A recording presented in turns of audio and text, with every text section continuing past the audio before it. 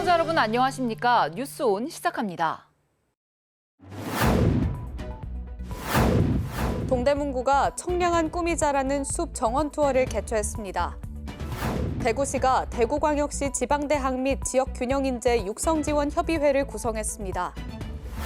충청북도가 디지털 융합기술 활용 첨단 정밀 화학 소재 성능 고도화 지원 사업에 선정됐습니다. 포항시가 제9회 동북아 CEO 경제협력 포럼을 개최했습니다.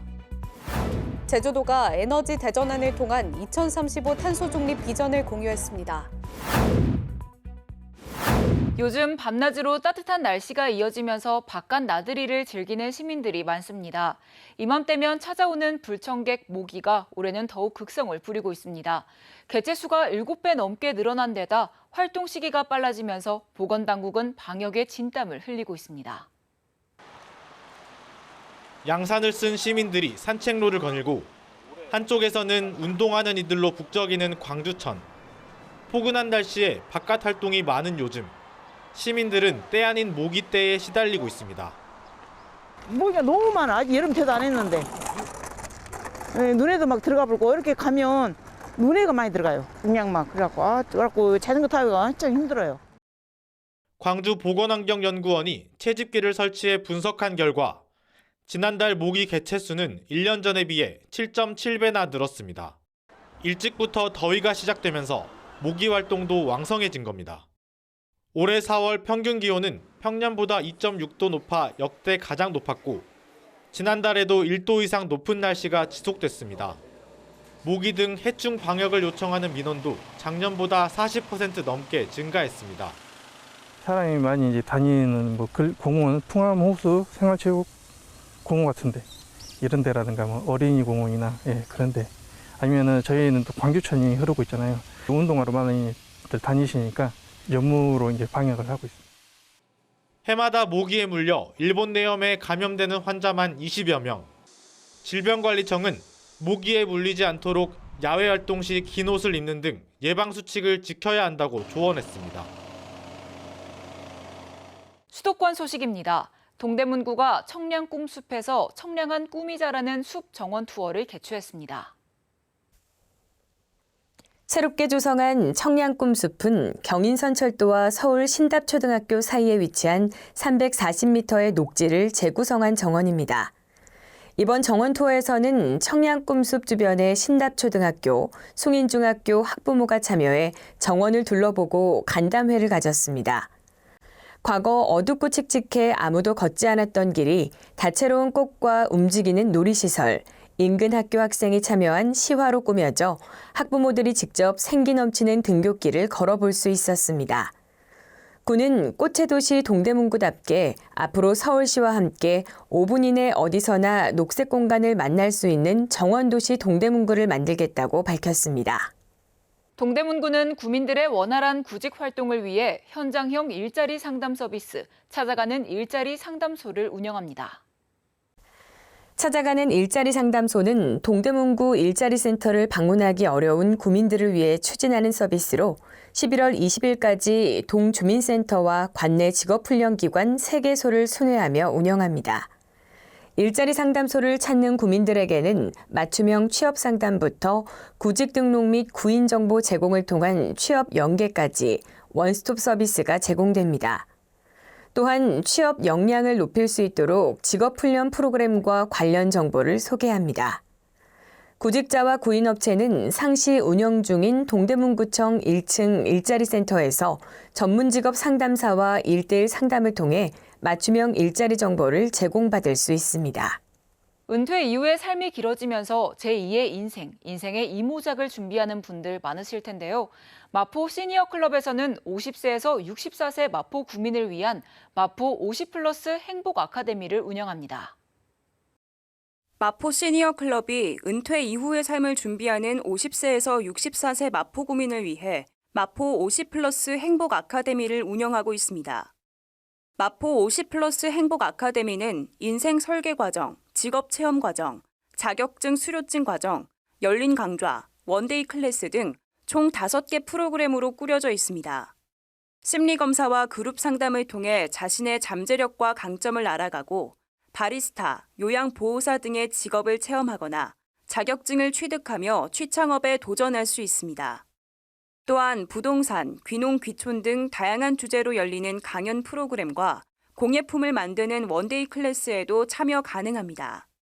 열린 강좌와 원데이 클래스는 65세 이상 마포구민에게도 열려 있으며 신청은 마포 시니어 클럽 누리집 및 유선 전화로 가능합니다.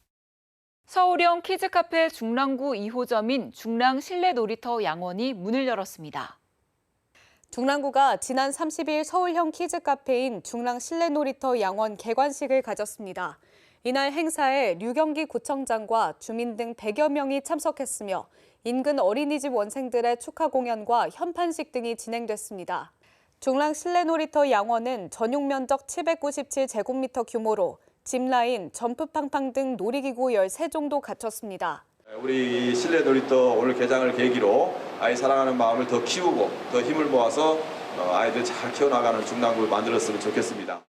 한편 구는 운영 시간 동안 전문 운영 요원을 배치할 방침이며 평일 오전 10시부터 오후 6시까지 이용할 수 있습니다. 광역시 소식입니다. 대전시가 충무체육관에서 제16회 대전광역시장배 미용예술경연대회를 열었습니다. 대전시가 주최한 이번 대회는 대전시 미용업 종사자들이 참석해 최신 미용 기술을 선보였습니다. 경연대회에서 우수한 성적을 거둔 60명의 참가자들에게는 대전시장상을 수여하고 전국대회 진출 및 국가대표로 선발될 기회를 제공합니다. 또한 개막식과 함께 K-뷰티 헤어쇼도 진행돼 뷰티 트렌드를 확인할 수 있는 화려한 볼거리를 제공했습니다.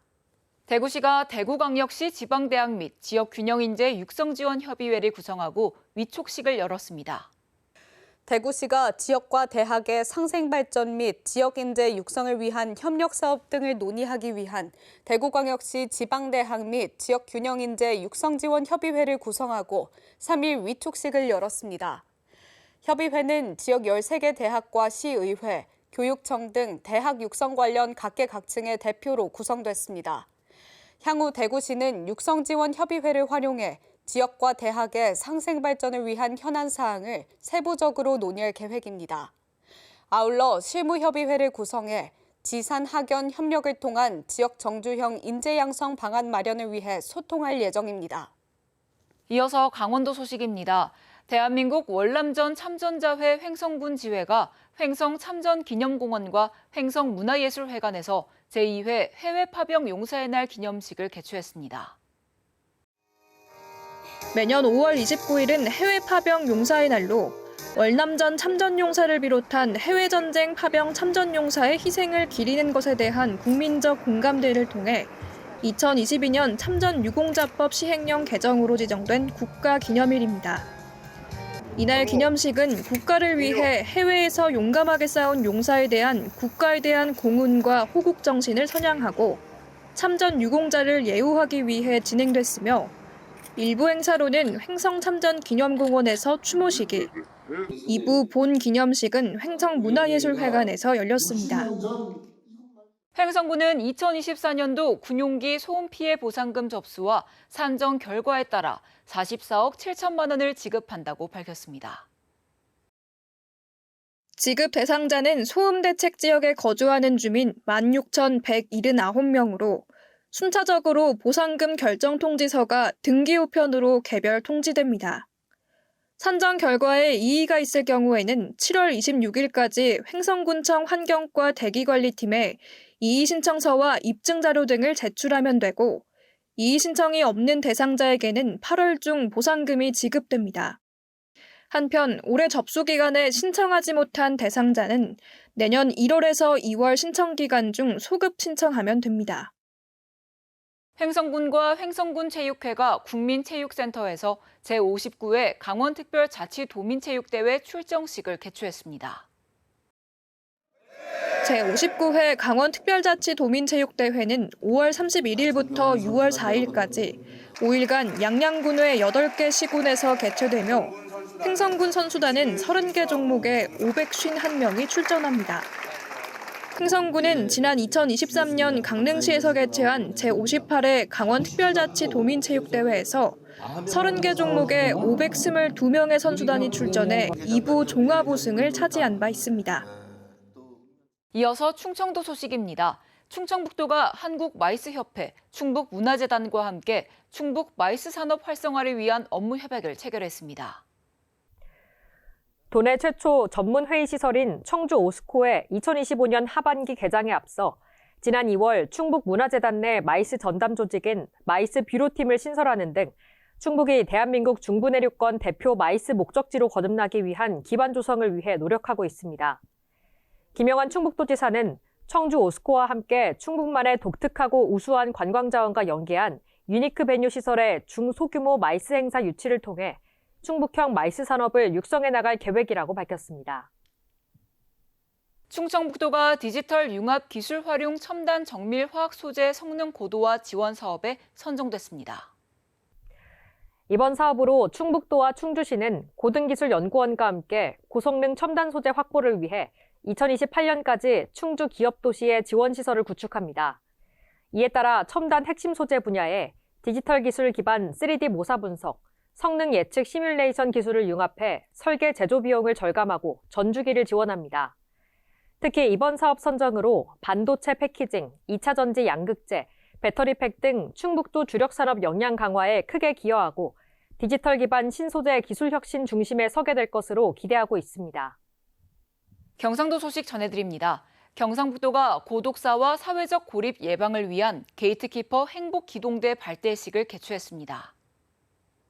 이날 발대식에는 김학홍 행정부지사, 최태림 행정보건복지위원회 위원장, 22개 시군 행복기동대 700여 명이 참석했습니다.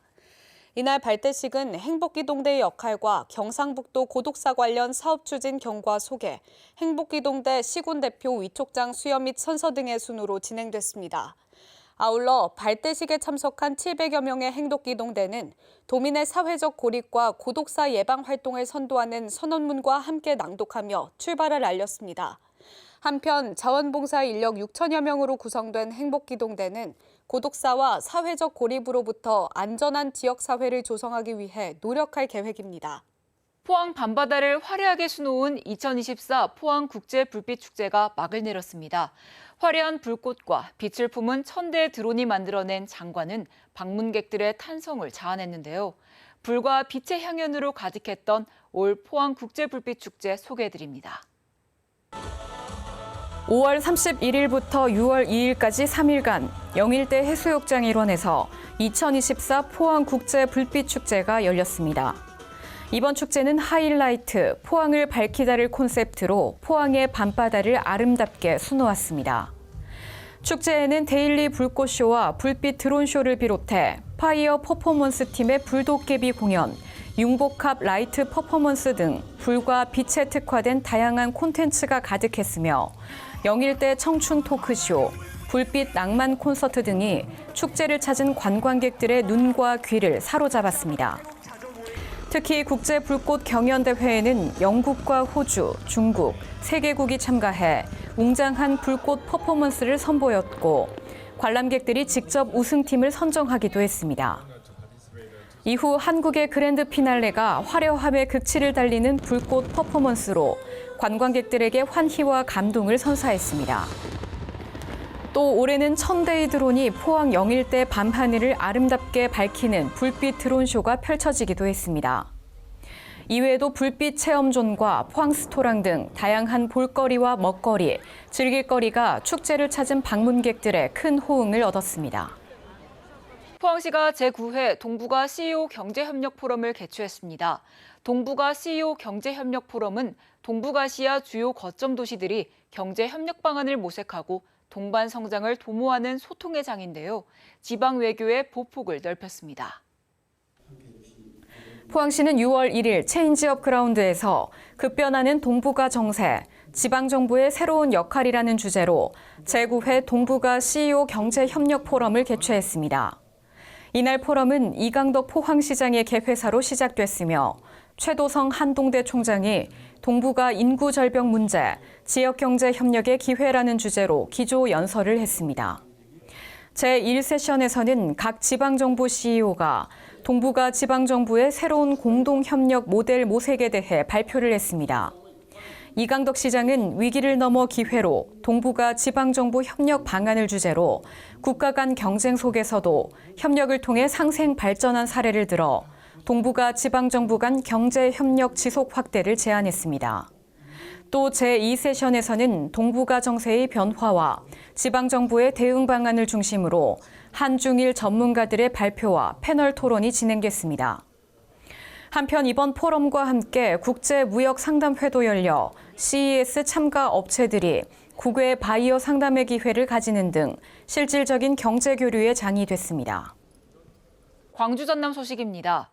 제한속도 80km 도로에서 배가 넘는 168km로 달렸다며 벌금과 운전면허 정지 처분 고지서가 날아든다면 어떨까요? 고지서를 받아든 당사자는 과속을 하지 않았다며 민원을 냈는데 모두 기각되자 소송을 제기했습니다. 법원은 무죄로 판단했습니다. 그 이유를 전해드립니다. 지난 2022년 11월 홍 씨는 억울한 일을 당했다고 호소합니다. 제한속도 80km 도로에서 168km로 달려 암행 순찰차 단속에 적발됐다는 통지서가 날아든 겁니다. 운전면허 정지와 함께 벌금 30만 원이 부과됐는데 생업에 지장을 받게 된 당사자는 과속한 사실이 없다고 주장했습니다. 저는 168km 초과속을 한 적이 없는데 그게 경찰 조사 받으라 하니까 저는 인정이 안 되죠. 하지 않았는데 저한테 벌금과 면허지 80이라는 것은 너무 큰 영향이었죠. 단속 지점은 오르막 곡선 구간인데다 단속 시간도 오전 10시로 통행량이 많을 때입니다.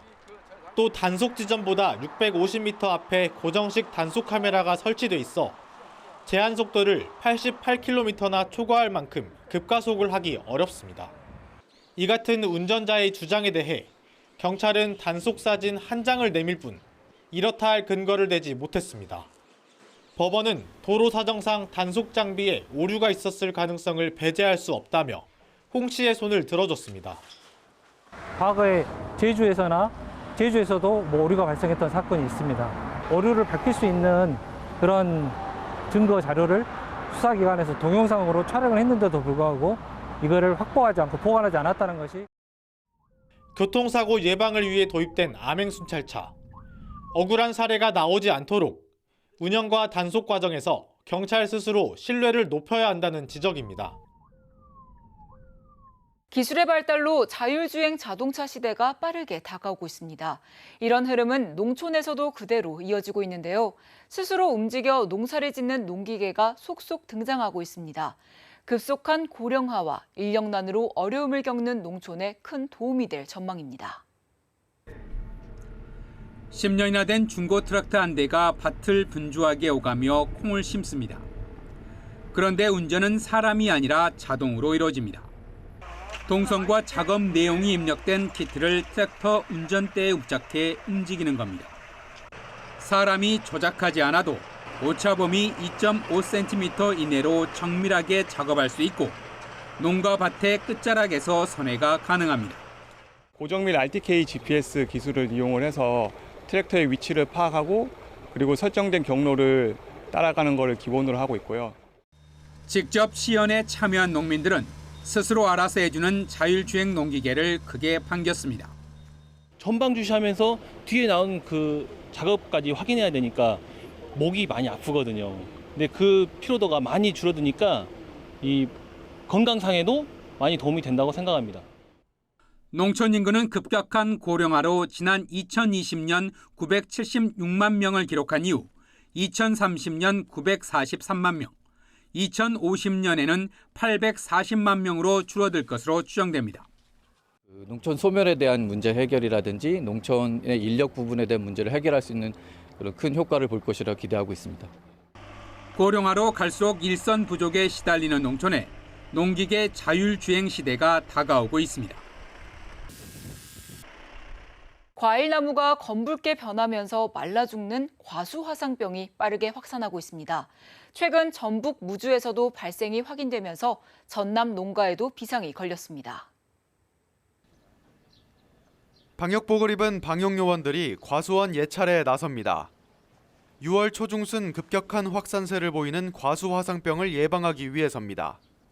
과수화상병은 과일나무의 잎과 열매 등이 검붉게 변하며 바짝 마르는 질병인데 전염력이 강하고 치료제가 없어 과일 에이즈라고도 불립니다. 지금 화상병 오게 되면은 배 산업이 폐농이 되기 때문에 우리 산업 자체가 안 되죠. 올해 과수화상병은 지난달 13일 충북 충주 사과과수원과 충남 천안 배과수원에서 처음 발생했습니다. 이후 경기도와 강원도 등 74개 농가로 확산하면서 농촌진흥청은 위기 단계를 주의에서 경계로 상향 조정했습니다. 현재까지 발생한 면적은 약 39헥타르인데 작년 이맘때 발생 면적 약 27헥타르보다 넓습니다. 최근 전북 무주에서까지 발생이 확인되면서 전남 농가에도 비상이 걸렸습니다. 국내 배 생산량의 약 20%를 차지하고 있는 나주시는 과수농가를 찾아가 방역을 홍보하고 있습니다. 방제 약제를 무상으로 지원하고 있고 농가분들의 교육과 현장 지도를 실시하고 있습니다. 과수원 출입 시 전정톱과 가위 등 기자재 소독을 철저히 하고 방제 약제를 미리 뿌려놓아야 합니다. 농업인들께서는 발생 지역 과원 방문을 최대한 자제해 주시고 출처가 불분명한 묘목이나 접수의 사용을 금지하시고 기온이 오르면 전염력이 더 강해지는 만큼 과수원을 주기적으로 살피고 의심 증상이 발견되면 당국에 즉각 신고해야 피해를 최소화할 수 있습니다. 특별자치도 소식입니다. 제주도가 오는 2035년까지 재생에너지와 그린 수소 기반 에너지 대전환을 통해 아시아 최초 탄소 중립 사회 구현에 도전합니다. 정부 계획과의 연계 방안을 모색하며 실현 가능성을 높이고 있습니다. 제주도가 제3차 경제정책 전략회의를 열고 에너지 대전환을 통한 2035 탄소 중립 비전을 공유했습니다. 주제 발표에 이은 토론에서 참석자들은 재생에너지를 더 원활하게 수용할 수 있는 여건을 갖출 수 있도록 정부와 관련 기관과의 협력이 중요하다고 입을 모았습니다. 한편 제주도는 지역 경제 여건을 개선하기 위해 지난 3월부터 매월 경제정책 전략회의를 개최해 도와 유관기관 간 협력 방안을 논의하고 있습니다.